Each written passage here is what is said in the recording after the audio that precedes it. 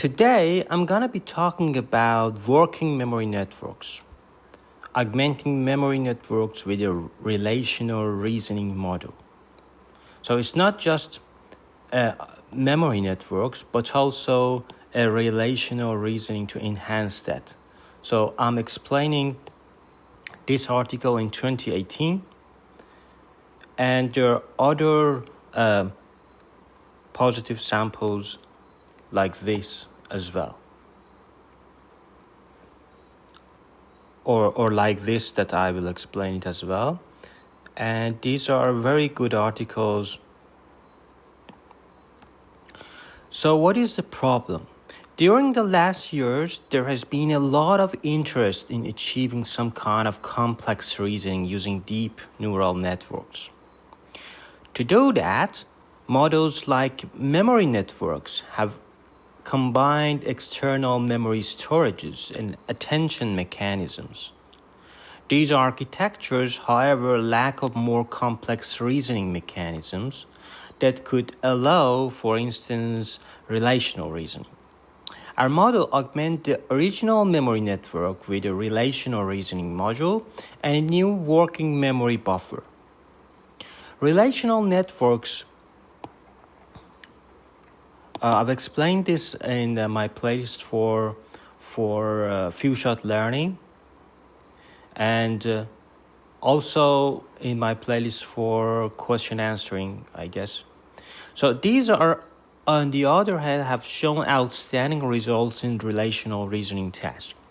Unfortunately, their computational cost grows quadratically. So it's very bad. Quadratically with the number of memories. Something prohibitive is very expensive for larger problems. A major drawback of relation network is that they consider each of the input objects in pairs. For example, we have 10 objects, 10 by 10 possibilities. So it's quadratic. So having to process a quadratic number of relations. That limits the usability of model on large problems and make forward and backward computational quite expensive. So this is the architecture that first we send some sentences. X1, Daniel went to the bathroom. X2, Mary traveled to the house.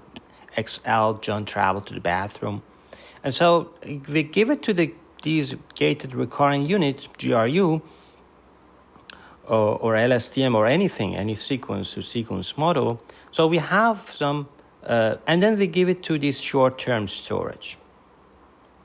And after calculation of attention, we can have, we are in working memory buffer, but we augment it again, we concatenate it again, and then we get the results. So there are three main components.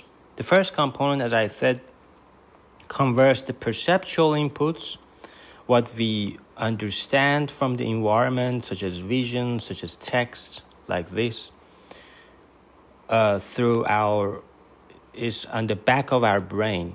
We understand those visual informations.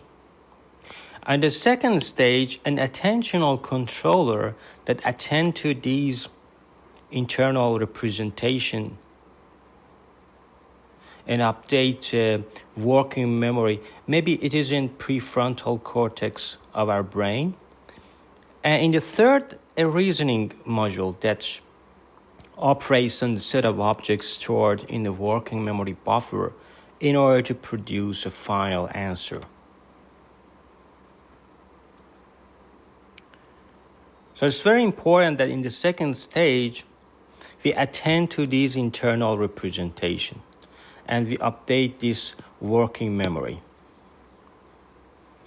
Because we have different memories and then we attend and then we update. Finally, we update the working memory. So component one, as I said, converts the perceptual into internal representation. It can be processed in chunks, and each chunk is saved into a short-term storage. The definition of what is a chunk of information depends on each task. For instance, for textual question answering, we define each chunk as sentence. Other options might be engrams or full documents. This short-term storage can only be accessed during the hub. But the second component is very important, attentional controller, decides in which parts of the short-term storage the model should focus.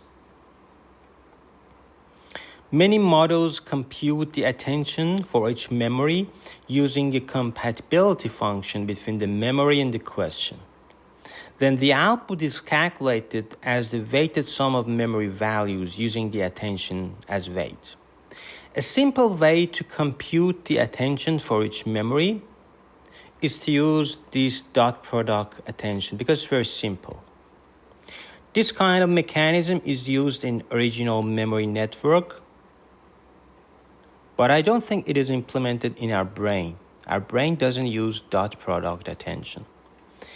And compute the attention value as the dot product between each memory and a question. Although this kind of attention is simple, it may not be enough for more complex tasks. Also, since there are no learned weights in the attention mechanism, the attention relies entirely on the learned embeddings. That is something that we want to avoid in order to separate the learning of the input to an attention module. One way to allow learning in a dot product attention is to project the memories and query vectors linearly. This is done by multiplying each vector by a learned projection matrix. In this way, we can set apart the attention and input embeddings learnings and also allow more complex patterns of attention. Component 3 is reasoning module. The memories stored in a working memory buffer are passed to the reasoning module. The choice of reasoning mechanism is left open and depend on the task at hand. In this work, we use a relation network as the reasoning module. The relation network takes the attended memories in pairs to infer relations among the memories. This can be useful, for example, in tasks that include comparisons. So this is our terminology. We have a set of sentences. We have a query Q and answer A. Each sentence contains M words, and each word is represented as a one-hot vector. So we have this number of vocabulary. This is the vocabulary size. And the question has Q words represented as the input sentence. So we give it to the GRU. We give the sentence to the GRU. So the sentence is converted to a memory vector using the final output of a gated recurrent unit. So each memory is stored into short-term memory storage. The question is encoded into a vector U in a similar way using the output of a gated recurrent unit.